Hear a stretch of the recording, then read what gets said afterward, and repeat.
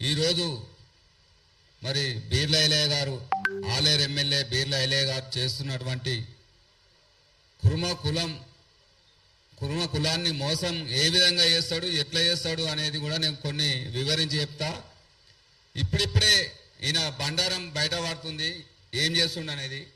ఇంకా కూడా మరి తెలంగాణలో ఉన్న కుర్మ కులస్తులు అందరూ కూడా గమనించాలి. ఎందుకంటే బీర్లా ఐలయ్య ఎలాంటి వాడు, ఆయన చరిత్ర ఏంది, మరి ఆయన గెలిచిన తర్వాత కులానికి ఎట్లా అనగదొక్కుతుండు, మరి ఏ విధంగా అన్యాయం చేస్తుండు అనేది కూడా ప్రతి కుర్మ కులస్తుడు అదేవిధంగా యువకులు విద్యావంతులు కూడా అర్థం చేసుకోవాలి. ఇవాళ బీసీ వెల్ఫేర్ ఇది ఒకటి లెటర్ ఇచ్చింది నా ప్రిన్సిపల్ సెక్రటరీకి బీసీ వెల్ఫేర్ డిపార్ట్మెంట్కు. ఏమని ఇక రాసిన బీసీ B11లో కలపాలని యాదవులను మన కుర్మలతో సమానం చేయాలని చెప్పేసి మరి ఒక లెటర్ ఇచ్చిండు. మరి ఆ లెటర్ ఇచ్చిన విషయంలో ఆయన ఒక ప్రెస్ మీట్ పెట్టి మరి నేను ఇట్లా లెటర్ ఇస్తున్నా, మరి ఏమన్నా మన కుర్మ కులస్తులకు ఏమైనా అభ్యంతరం ఉందా అని చెప్పేసి కొంతమంది ముఖ్యమైన నాయకులను తెలుసుకొని మరి ఆ లెటర్ ఇవ్వాల్సి ఉండే. మరి యజ్ఞమల్లేశం మరి ఆయన కూడా మరి ఒక పెద్ద మనిషి, మేము కులాన్ని ఇట్లా చేస్తున్నాం అట్లా చేస్తున్నాం పొడుగు చేస్తున్నాం పెద్ద చేస్తున్నాం అని చెప్తున్నాడు కదా. మరి ఈ విషయం ఆయనకు తెలుసా తెలియదా? తెలియనట్టు అయితే మరి బండారం మీద ప్రమాణం చేయాలి మరి యజ్ఞమల్లేశం గారు. మరి తెలిసి నువ్వు సపోర్ట్ చేస్తున్నావా తెలియక సపోర్ట్ చేస్తున్నావా?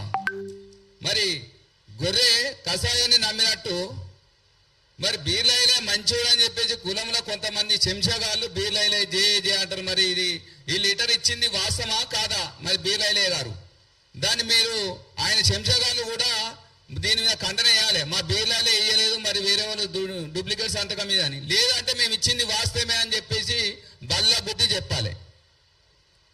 ఈ బీర్లా ఐలయ్య గారు మరి ఇంకా ఈ ట్రస్ట్ బోర్డు మెంబర్ వేసిరాయా ఇలాంటి మోసగాన్ని. ఆయన ఈ 2 ఏళ్లలో ఎమ్మెల్యే పదవి పోయేసరికి ఒక కులం సొమ్ము సగమన్న తింటాడల్లా. ఖచ్చితంగా ఉన్న పైసలు కానీ అది భూమి కులానికి సంబంధించిన భూములు కానీ ఏమన్నా కంటబడితే చాలు. మా ఆలేరు నియోజకవర్గంలో ఒక 2-3 వేల ఎకరాలు కబ్జాలు పెట్టిండు. 4 ఎకరాలు ఉంటే 41 ఎకరం చేసి తీసుకున్నాడు. అట్లాంటివి చాలా ఉన్నాయి, కేసులు అయినాయి ఆయన మీద ఆలేరు నియోజకవర్గంలో. ఇవాళ ఆలేరు మొత్తం అమ్ముకు తింటుండు, మట్టి అమ్ముతుండు, ఇసుక అమ్ముతుండు, ప్రతి ఒక్కటి ఇదే పని. కులాన్ని ఎట్లా మోసం చేయాలి, కులపోలను ఏ విధంగా మోసం చేయాలి? మరి గతంలో కేసీఆర్ గారు ఉన్నప్పుడు గొర్రెలకు పథకం పెట్టేసి 35,000 డీడీలు తీసిరు. ఇప్పటికి 3 సంవత్సరాలైంది. ఏ ఒక్కరోజు కూడా వాళ్ళ గురించి మాట్లాడు అసెంబ్లీలో కానీ వాళ్ళ ముఖ్యమంత్రి దగ్గర కానీ మంత్రుల దగ్గర కానీ.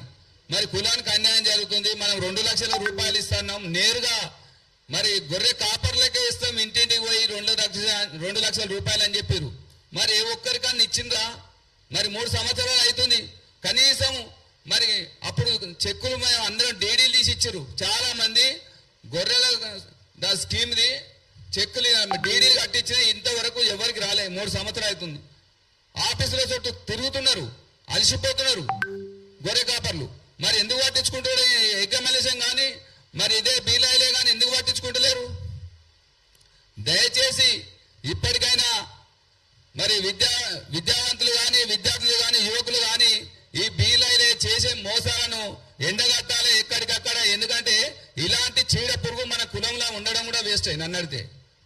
మంచి మనిషి అయితే మనం ఏదైనా చేస్తాం. బీర్లా ఐలయ్య అనేటోడు కుర్మ కులంలో చీడ పురుగు. ఈ కులాన్ని నాశనం పట్టించే వ్యక్తి కానీ కులాన్ని ఏదో అభివృద్ధి చేసే వ్యక్తి కాదు. మీరు చాలా తెలుసుకోవాలి. ఆలేరు నియోజకవర్గంలో ఈయన 3,000 ఎకరాలు కబ్జా పెట్టి